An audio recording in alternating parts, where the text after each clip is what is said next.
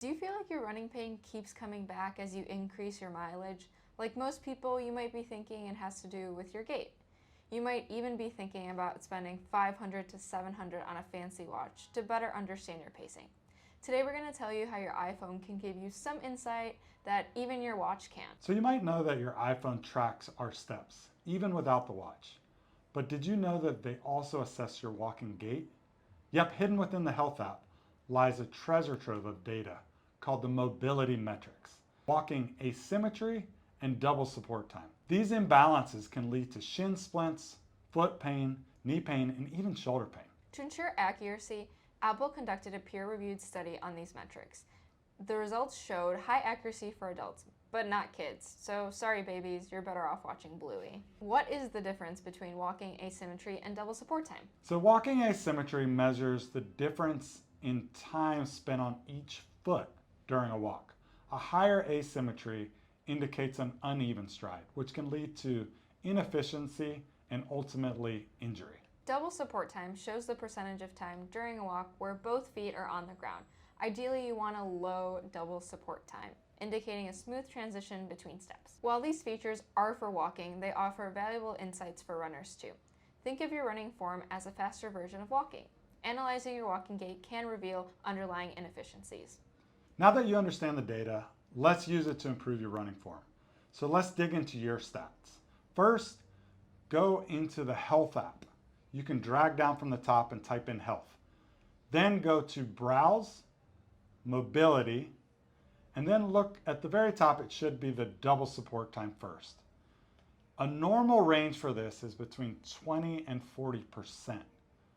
On the other hand, walking asymmetry should be as low as possible. The lower percentage of asymmetry, the healthier your walking patterns. Obviously, if you're in pain, that is going to contribute to more imbalances because you're favoring one side. So it's hard to figure out which came first, the chicken or the egg. Patients often ask what contributes to the imbalance if they aren't in pain and feel like they're walking normally. And the biggest issue I've noticed is your arm swing. Arm swing is critical. So if one arm swings more than the other, that can negatively affect your balance. This goes for holding a phone in your hand when you walk or run, or a dog leash when you're running, as it makes one arm swing differently. As a runner yourself, what's your favorite exercise and drill for targeting these areas? I always like to start with high knees. A common mistake I see in my running group is that people forget to use their arms. They keep them down here by their waist instead of using them to drive their opposite leg. And as you just pointed out, that's a key contributor to these imbalances. So let's dive into high knees. This drill forces a balanced stride and emphasizes leg drive, both crucial for effective running. Start off by doing 30 seconds. What's your favorite recommendation to patients? My favorite's absolutely butt kicks. It's a great counterbalance to your high knees. They encourage you to activate your glutes and hamstring and promote a quicker push-off and a smoother transition between steps. Similar to your high knees, start off by doing 30 seconds at a time. I prefer to do these on a grassy field to absorb some of the shock. And make sure that you're using your arms again. Lastly, for patients with gait imbalances in our office, we always recommend they do single leg deadlifts. I prefer these over traditional deadlifts for runners because it guarantees that both sides are stable and strong, so you don't favor one side. Now let's walk through this. Imagine it's your birthday and you're blowing out your candles. That's the sensation you want to feel in your core so that your spine is braced. Most people get sloppy when their leg goes back, so I like to do this to help with stability. Keep one leg planted and have the other leg slightly bent. Have your weight on your stance leg. Keep the standing leg slightly bent with your heel and forefoot pressing into the ground for stability, maintaining a neutral spine throughout the movement. Lower yourself at the hip and try to have your hip move straight back or as far as you can comfortably without rounding your back. Complete all of your reps on one leg and then switch to the other leg and repeat. Quick tip on this.